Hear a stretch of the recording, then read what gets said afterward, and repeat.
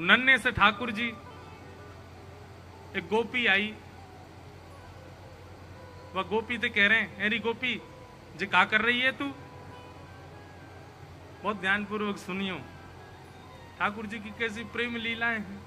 अब ये सारी लीलाएं सुनकर के ठाकुर जी के प्रति भगवान भाव नहीं आता, प्रेम भाव आता है। ठाकुर जी यशोदा मैया की गोदी में बैठे हैं और सबरी गोपियां चारों ओर बैठी हैं और ठाकुर जी बैठे बैठे उदास बैठे हैं, रूठे बैठे हैं। यशोदा मैया बोली, लाला तू काय को रूठ गयो है? बोले, मैया मैंने जो रात को तोते कही कई बा काम को करवा दे। सब गोपी बोली, मैया कहा कही लाला ने रात को? यशोदा मैया इसकी बोली, अरे कहा बताऊं, रात में मुझे यूं करो मेरो ब्याह कराए दो। मैया अब मैं बूढ़ो है तो जा रहा हूं, मेरो ब्याह करा दो। 3.5 बरस को भयो अभी, और यूं करो मैया अब का मेरो ब्याह तू बुढ़ापे में करावेगी, अब तो मेरो उम्र हैगी, मेरो ब्याह करा दे। ऐसी ऐसी बात तन्ने बनावे। सो एक गोपी बोली, अच्छा लाला ब्याह करेगो? बोले, हाँ करूंगो। कैसी छोरी ते करेगो? बोली, मैं ढूंढ के अपने आप करूंगो, जैसी मुंह को भावेगी बात करूंगो। तो सब गोपियों ने विनोद में कही, लाला इतनी सारी गोपी बैठी हैं यहाँ पे, तू अपने आप एक काम के ढूंढ के जो तो को बढ़िया लगे, बाकी गोद में जाके बैठ जाओ, जाके गोद में तू बैठ जाएगो भाई तो तेरो ब्याह करा देंगे। लाला बोलो, सांची? बोला, हाँ सांची।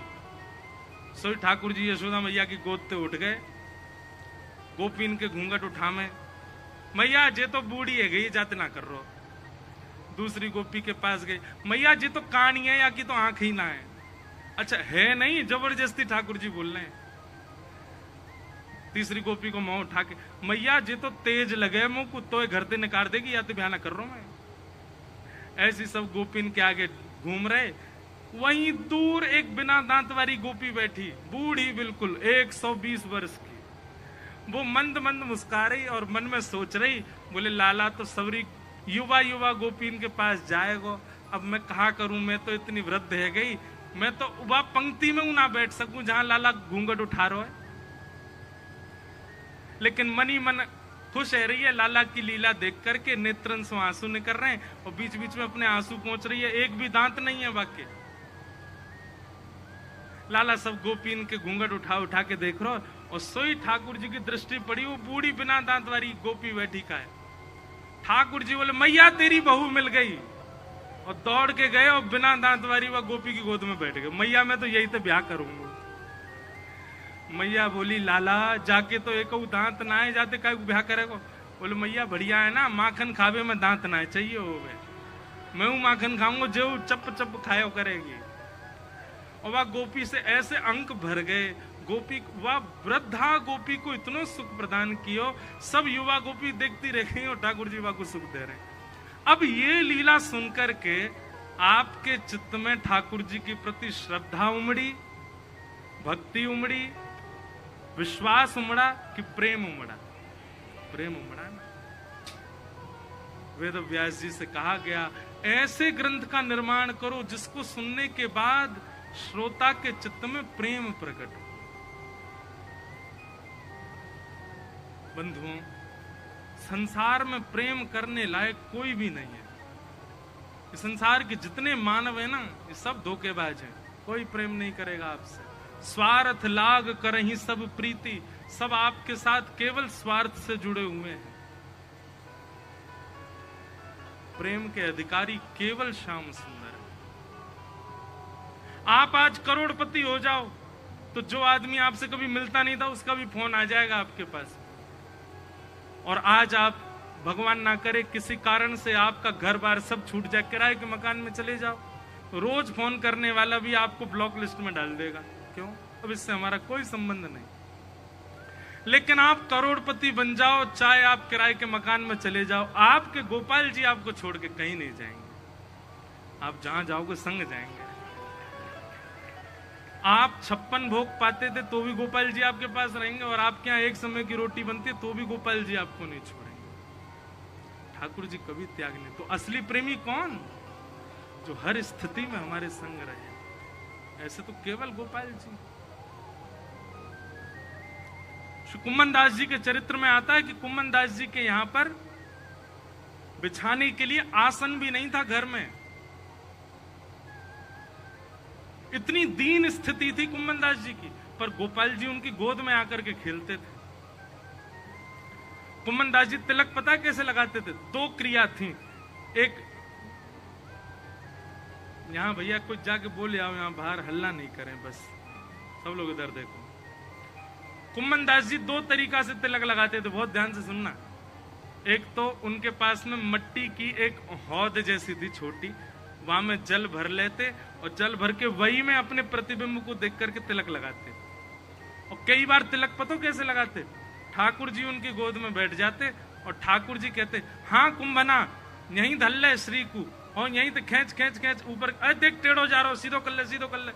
लाला अब सीधो ना, मैं ठीक करूं। सो ठाकुर जी अपनी जिह्वा से अधरामृत लेके फिर उनके तिलक को सीधो करते, कुम्भन दास जी को तिलक लगाते। तू अपनो श्रृंगार करत है, ये दर्पण हाथ दिखावत है। तू है सखी बड़ भाग बड़ी, नंदलाल तेरे घर आवत है। तू है सखी बड़ भाग बड़ी, गोपाल तेरे घर आवत है। पूरी दुनिया तो भैया बाहर से सामग्री खरीद के मंदिर में लेके जाती है, पर ठाकुर जी पतो क्या करें? मंदिर में जितनी सामग्री चढ़े वहां में से बढ़िया बढ़िया चुन के धल लें, और रात में जब मंदिर बंद हो जाए सब कुम्भन दास के पास जाएं। ए देख कुम्भना तेरे काजे माला लेके आयो, गले में पहना दे। ए कुम्भना देख तेरे काजे देख बढ़िया रबड़ी मलाई लेके आयो, एक भगत लेके आयो, मैंने की तेरे संग पाऊंगो, ले तू मुंह खोल पाले। ऐसा प्रेम कुम्भन दास जी से करते ठाकुर जी। कुम्भन दास जी के चरित्र में आता है कि जब 12-1 बजे मंदिर बंद होते हैं हमारे ब्रज में आज भी, उसका मतलब ठाकुर जी सोते नहीं है, ठाकुर जी गैया चरावे जाते हैं। लेकिन कुम्भन दास जी के काल में, कुम्भन दास जी के समय पर ठाकुर जी गैया चराने नहीं जाते थे, कुम्भन दास जी के पास आ जाते थे। और कुम्भन दास जी जो कर रहे होते थे ठाकुर जी उनके हाथ बटाते। एक दिन की बात है, कुम्भन दास जी हल जोत रहे थे अपने खेत में। ठाकुर जी आ गए, ए कुम्भना कहा कर रहे है? आओ आओ जय जय, हृदय से लगा लियो। बोले हल जोत रहा हूं ने खेत में। ठाकुर जी बोले मुंह को भी कछु काम दे दे। बोले जय जय आप कहा करोगे, श्रम है, छोटे छोटे से पांव में आपके ऐसे निष्ठुर वन में डोलोगे कांटे लग जाएंगे, बल्लभाचार्य जी मुंह मारेंगे फिर। ना ना मैं तो कुछ करूंगा। छोटे से ठाकुर जी, श्रीनाथ जी का जो स्वरूप है ना, ये 4 वर्ष के बालक का स्वरूप है, 4 वर्ष के ही हैं ठाकुर जी इसमें। तो 4 वर्ष के ठाकुर जी आ गए, कुम्भन दास जी तो कह रहे मैं उन सेवा करूंगा, और पूरा ऐसा ही श्रृंगार, ऐसा ही मुकुट, ऐसे बस मंदिर में ही और रहते हैं और कुम्भन दास जी के संग खेलते कूदते हैं। तो कुम्भन दास जी ने कही एक काम करो, मैं हल जोत रहा हूं, तुम पीछे बीज लेके चलो, सुंदर बीज उछालते चलो। सो ठाकुर जी अपनी पीताम्बरी में यहां बीज धर लेते। अभी इसी कलिकाल की घटना, और वो खेत आज भी हैं जहां ठाकुर जी ने अपने हाथन से बीज बोए हैं, कुम्भन दास जी के खेत। कुम्भन दास जी हल लेके चल रहे हैं और श्री ठाकुर जी ऐसे बीज उड़ाते हुए चल रहे हैं, बीज उछालते हुए चल रहे हैं। ये लीला होती क्यों? कुम्भन दास जी का धर्म प्रधान नहीं है, कुम्भन दास जी का अर्थ प्रधान नहीं है, कुम्भन दास जी का मोक्ष प्रधान नहीं है, कुम्भन दास जी का प्रेम प्रधान है। हम धर्म की कोई हम तो धर्म के बिना प्रेम में जा ही नहीं पाओगे। धर्म अर्थ काम मोक्ष की सिद्धियां पार करके ही प्रेम में जा पाओगे। कोई धर्म की सिद्धि ना चढ़ाओ, सीधा प्रेमी बन जाए, अपराध बनेगा उससे। वृंदावन की रीति में सीधे छलांग मार रहे हैं आजकल कई सारे लोग। 4 दिना की भक्ति है तो ही वृंदावन कूद जाएंगे और वहां पे फिर उस भाव से रहने। इतनी जल्दी नहीं, वृंदावन को बुलाने दीजिए, वृंदावन को आमंत्रण देने दीजिए। आपको इस प्रकार की स्थिति होनी चाहिए कि अब आप रह ही नहीं पाओगे, प्राण चले जाएंगे अब वृंदावन नहीं गए तो, तब जाइए वृंदावन। केवल वहां का आव भाव बढ़िया लग गया, वहां की हवा बढ़िया लग गई, वहां के लोग बढ़िया लगे, पहुंच गए वृंदावन। नहीं, इतनी जल्दी मत करो, नहीं तो वृंदावन के मूल रूप को आप जान नहीं पाओगे। प्रेम, वृंदावन में प्रेम प्रकट, उस प्रेम को हृदय में, उस प्रेम का बीज यदि बोने का काम हमारे हृदय में कोई करता है, प्रेम लक्षणा भक्ति का बीज बोने का काम यदि हमारे चित्त में कोई करता है, तो वो श्रीमद् भागवत की कथा। यदि किसी व्यक्ति ने भागवत जी का आश्रय नहीं लिया, वो प्रेमी कभी नहीं बन पाएगा ठाकुर जी का। भागवत जी का निर्माण ही प्रेम के लिए किया गया। इस प्रकार वेद व्यास जी महाराज ने भागवत जी की रचना की। वही भागवत की कथा आपने अपने पुत्र श्री सुखदेव जी को प्रदान की। सुखदेव जी ने वही भागवत की कथा परीक्षित को सुनाई। सौनकादि ऋषियों ने प्रश्न किया, ये परीक्षित कौन है? तो परीक्षित के वंश के विस्तार के रूप में थोड़ी महाभारत की कथा सुनाई। और उसी महाभारत प्रसंग में कुंती स्तुति, भीष्म पितामह की स्तुति आदि आदि मैंने बहुत विस्तार से कई बार कही है, सबको सुनाया। अंत तो गत्वा पांडव परीक्षित को राज्य गद्दी पर बिठा करके स्वर्गारोहण को चले गए। परीक्षित राजा को दिग्विजय के समय एक दिन कलयुग मिला। बहुत ध्यान से सुनिएगा। और कलयुग को राजा परीक्षित ने 5 जगह प्रदान की। बहुत आश्चर्य की बात है, कलयुग के पास केवल 5 स्थान है, सब जगह नहीं है कलयुग। इस समय इस पंडाल में कलयुग है कि नहीं बताइए? नहीं है, आ ही नहीं सकता। यहां पर कलयुग केवल 5 स्थानों पर निवास करता है, पर हम सब पर कलयुग का प्रभाव है। इसका मतलब 5 में से कहीं ना कहीं हमने भी अपने हाथ पांव तो मारे हैं, इसीलिए कलयुग आया है। द्यूतम पानम स्त्रियः सूना यत्रा धर्मश्च चतुर्विध पुनश्च याचमानाय जात रूप मदात् प्रभु। 5 स्थानों पर कलयुग का निवास है। बहुत ध्यान पूर्वक सुनिएगा। सबसे पहले द्यूतम यानी कि जुआ। जुआ का मतलब बंधुओं क्या होता है? भगवान की पत्नी लक्ष्मी को जब आप दांव पर लगा करके और किसी से जीत हार की सौदेबाजी करते हो, उसी को जुआ कहते हैं। बुरा नहीं मानिएगा, ये जो शर्त लगाते ना, ये भी जुआ ही है। लगी 500 की शर्त, ये भी जुआ है। 10 रुपए, 1 रुपया, 58, 54 कितने का भी आप धन का प्रयोग करते हो, तुरंत जुआ हो जाता है। जुआ कभी नहीं खेलना है। धन को दांव पर कभी भी मत लगाइए। आप खेल कोई भी खेलिए, आप शर्त किसी और चीज, समोसा की शर्त लगा लो, रसगुल्ला की शर्त लगा लो, गुलाब जामुन की शर्त लगा लो, पेड़ा की शर्त लगा लो, और सबसे बढ़िया शर्त बताऊं, वृंदावन की शर्त लगा लो। देख भाई, बोले क्या? अगर ऐसा हुआ तो तू हमें वृंदावन लेके चलेगा, और अगर ऐसा नहीं हुआ तो मैं तुझे लेके चलूं। अगर हुआ तो तू खर्चा करियो वृंदावन को सबरो, और नहीं भैया तो मैं करूंगा। ऐसी शर्त लगाओ। और शर्त लगवानी है तो बताएं हम, जितने रुपया मन में आ रहे हों। हाँ भाई, आज बारिश होगी कि नहीं होगी? बोले होगी। कितने की शर्त लगी? बोले 500 रुपये। 500 रुपये नहीं, 500 राधा नाम जपने पड़ेंगे। तो है गई तो तू जपियो, नहीं भाई तो मैं जपूंगा। बताओ शर्त अच्छी है कि नहीं है? शर्त लगानी है तो ऐसी लगाओ। शर्त लगानी है तो यह बात की लगाओ, हाँ भाई आज भारत जीत गया तो कल सुबह गैयान को जाके गोबर में उठाऊंगा, और यदि भारत हार गयो तो तू उठाइयो जाके। ऐसी शर्त लगाओ। ये धन का प्रयोग क्यों कर देते? गौ सेवा की शर्त लगाओ, वृंदावन जावे की शर्त लगाओ, नाम जप की शर्त लगाओ, कीर्तन की शर्त लगाओ, परिक्रमा की शर्त लगाओ। ऐसी शर्त लगाओ जिस शर्त में भी ठाकुर जी पास आ जाए, जिस शर्त में ठाकुर जी और प्रिय हो जाए, ऐसी शर्त लगाओ।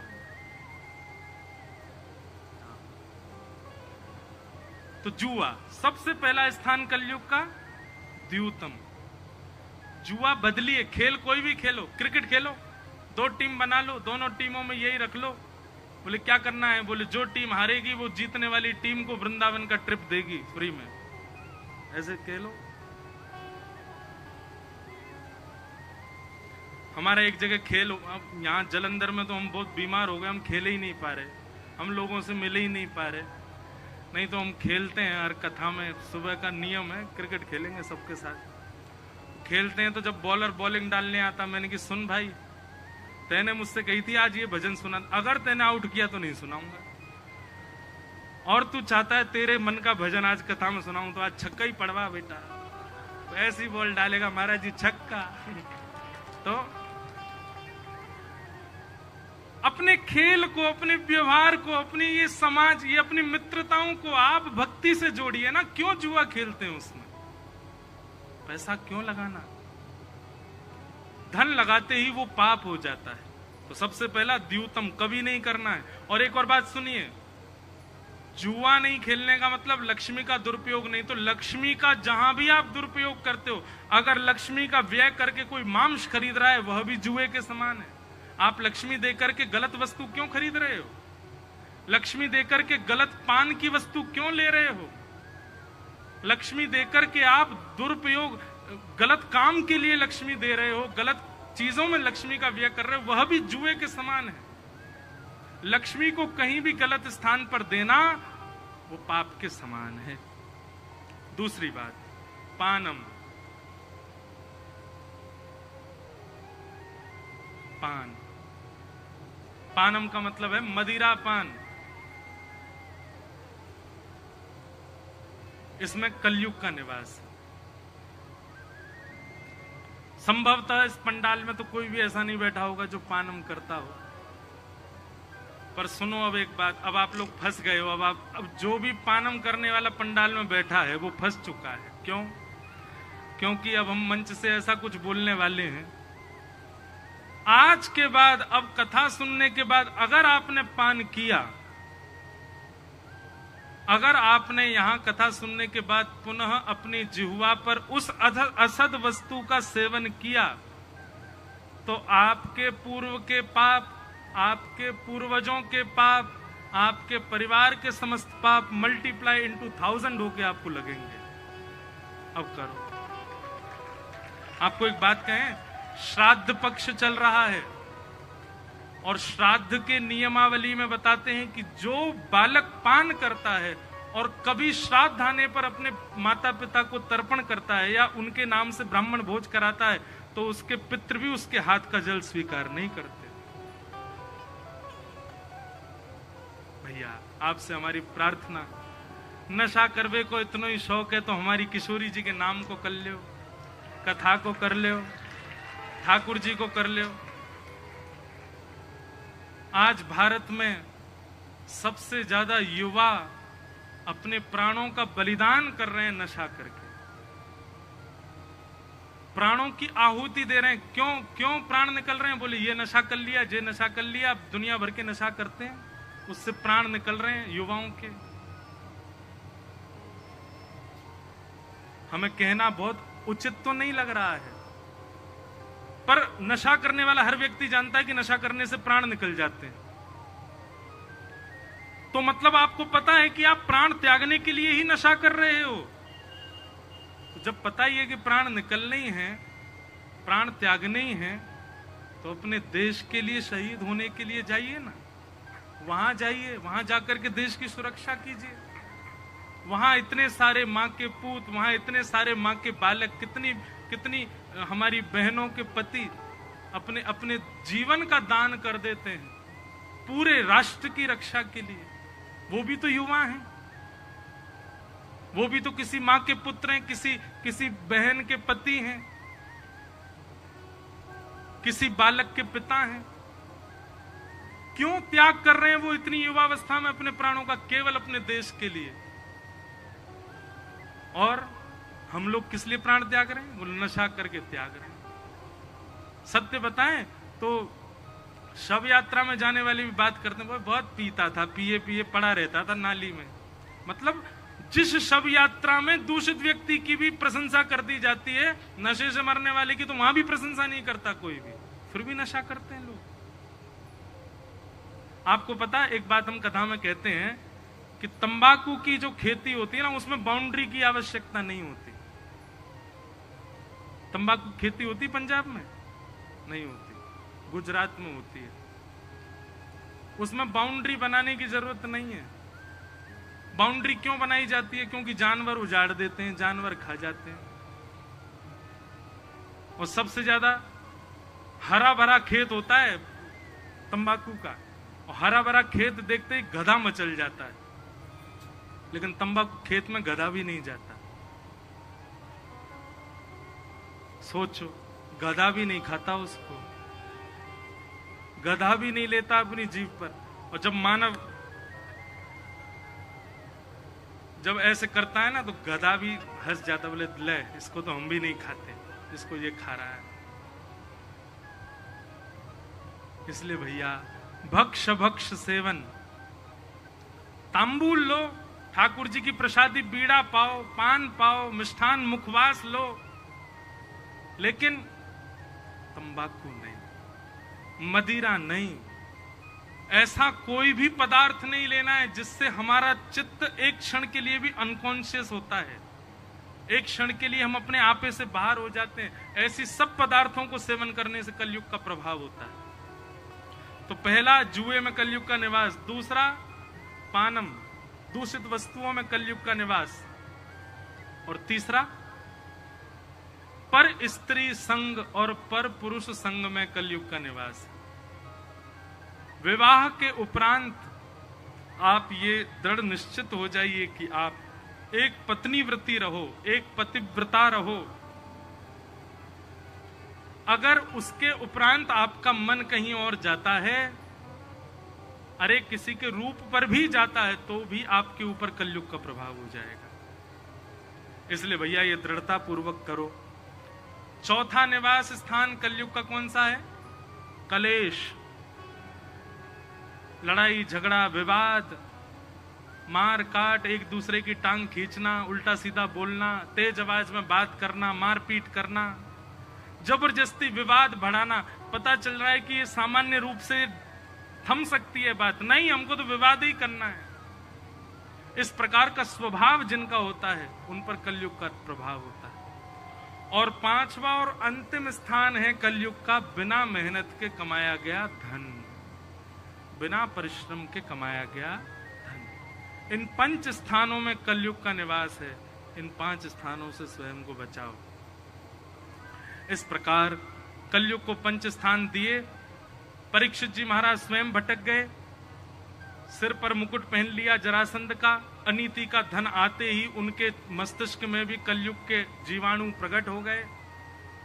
शमीक ऋषि के आश्रम गए और वहां समाधि में बैठे शमीक ऋषि से जल की याचना की, पर जल ना मिलने पर उनको अपना अपमान बोध हुआ और गले में मरा हुआ सर्प डाल दिया। शमीक ऋषि के पुत्र श्रृंगी ने आपको 7 दिन में मरने का श्राप दिया। जन्मेजय पुत्र को राज्य गद्दी पर बिठा करके राजा परीक्षित वन में गए और वन में जाकर के सब संतों से पूछा कि म्रियमाण व्यक्ति की मुक्ति का उपाय क्या है, जल्दी मरने वाले की मुक्ति का उपाय क्या है। तभी उस सभा में श्री सुखदेव जी महाराज का आगमन हुआ और सुखदेव जी के आते ही आपने उनके चरणों में प्रणाम करते हुए कहा, भगवान मेरे जीवन के केवल 7 दिन बचे हैं, मुझे मुक्ति का उपाय बताइए।